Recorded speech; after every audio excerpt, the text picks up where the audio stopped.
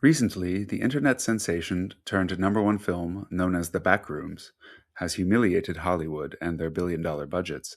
But why? What explains the breakout success of what began as a single 4chan image? The answer may prove more profound than you think. How did we get here? Come and see. For on today's Deep Takes Philosophy, we no-clip through the backrooms of history.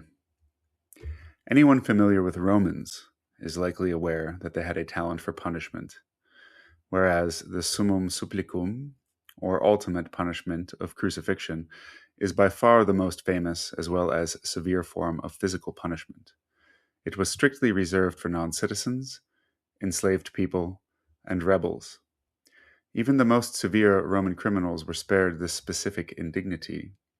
There was, however, another, lesser-known punishment that any self-respecting Roman noble would have considered worse than death, one that was reserved for the gravest acts of dishonor, for traitors, enemies of the state, and disgraced emperors.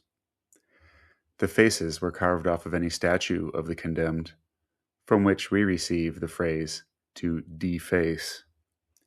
Any inscription of their name was likewise to be carved smooth, and any currency minted with their image was to be recalled and melted down. In addition to this was a decree of complete and total legal nullification, their wills invalidated, their property confiscated by the state, and even the use of their first name criminalized. Damnatio memoriae, the condemnation of memory. But what is memory? We usually mean something along the lines of the summoning of a mental and/or emotional image of an event that occurred in the past. But when was the last time we looked at the various metaphors that different cultures use to describe this inherently ethereal, almost mystical aspect of consciousness that we call memory?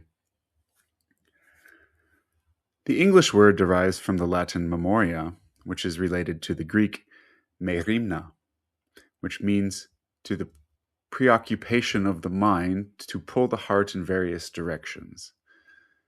It emphasizes the state of caring for or being anxious about something.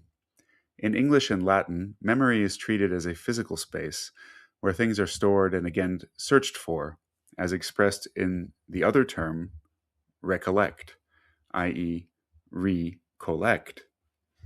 The French also use the Latinate mémoire to describe memory itself. For the act of remembering, however, the term is se souvenir, where English gets the term souvenir, an object which prompts memory. This comes from the Latin subvenire, to come from below. It points towards an intuition for the subconscious mind, centuries before Freud. Nothing, of course, would be French without the metaphor of the heart, par cœur, from which English retains the phrase by heart. This interpretation emphasizes the sentimental aspect of memory. German, contrarily and predictably, emphasizes internalization and modern mechanics. Rather than search for or recollect, the term erinnern means to take something external and make it internal. German vocabulary likewise easily adjusts to industrial metaphors. To memorize or record is speichern, the literal storage of grain in a silo, which is also the word for save on German computers. Quadratisch, praktisch und gut. In the Arabic tradition, thakkira is dominated by the metaphor of protection, as by a guardian or fortress. Memory is a practice, a discipline, which actively guards and preserves things deemed important. This should come as no surprise, as it is by this practice that the Quran was preserved for centuries. This is a most pragmatic approach and has led to a profoundly rich culture of memorization and memory, culminating in the champion of memory known as the Hafiz, one who has memorized the entire Quran by heart. Finally, in the Hebrew Bible, if God remembers Noah or Abraham, it does not mean that he has forgotten him. but rather that he is about to act upon their behalf. To remember the commandments likewise is to physically fulfill them. Forgetfulness, shachach, is equated to the willful abandonment of duty. In other words, holding the mental image of "thou shalt not steal" in your head whilst committing a robbery wouldn't be an act of memory at all. Quite the contrary. But what if there were another metaphor? One lying in plain sight, one more suited to our age. What if the opposite of remember wasn't really forget, but dismember, tear apart? And the act of memory is beyond even that of recollect and is something more like reassemble, to piece together that which has been dismembered. Are you watching this from a broken home? If you are a young person in America, there is about a 50-50 chance these days. Whether or not your parents are heroes or villains, doing their best or barely trying, you've been dismembered when it comes to family. It hurts, even if you don't feel it yet. Did you move around a lot as a child? Perhaps even to different countries and cultures? Congratulations. You are what they call a third culture kid. It's okay. So am I. But it's nevertheless just a nice way of saying that you and I are culturally dismembered. Were you raised in an environment that taught you that your ancestors were categorically despicable people, to be ashamed of and left behind? Dismembered from history. Are you from Europe and over 40? Your entire life has been one of active dismemberment. Are you a tourist in Europe? Tell me, what was your experience of Rome or Florence?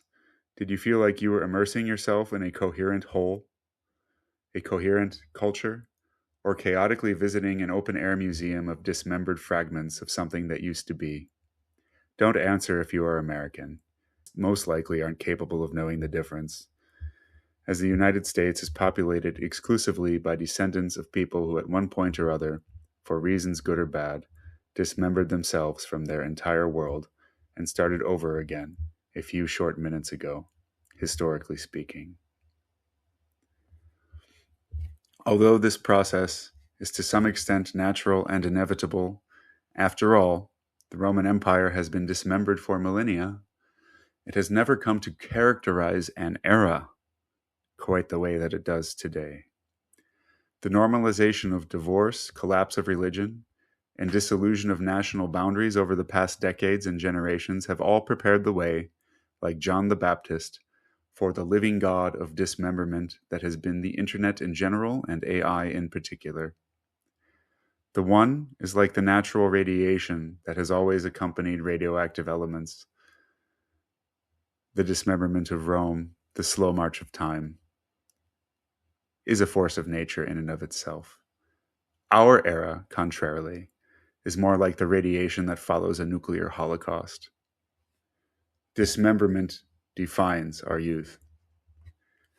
Between the physical isolation of growing up in front of a screen, the fragmented and chaotic nature of the content to be found there, and the cynical nature in which the experience is engineered to be as addictive as possible, the psyche of Gen Alpha, and to a slightly lesser extent, Gen Z, has been put through a document shredder. Perpetual dismemberment is their natural habitat, as surely as nihilism was that of Gen X, and narcissism that of the baby boomers. This brings us, finally, to the backrooms. How could a generation that has never climbed a tree feel a sense of wonder from a mystical forest? They cannot, and the theater of their subconscious is therefore no longer nature, but rather an endless maze of an infinite office supply store. Why would someone who has never once been in an environment where wild animals posed any sort of danger, and who most likely does not work with fire, imagine monstrosity in the form of a dragon? They do not. And the monster that haunts their forest is therefore a malevolent camera tripod come to life. Without meaning, what is the quest? Without culture, what is the moral of the story? Nothing. which is why none of these things are found in the backrooms. Do not mistake any of this for a criticism of the backrooms, nor for a judgment passed upon the generation to whom it speaks. Quite the contrary.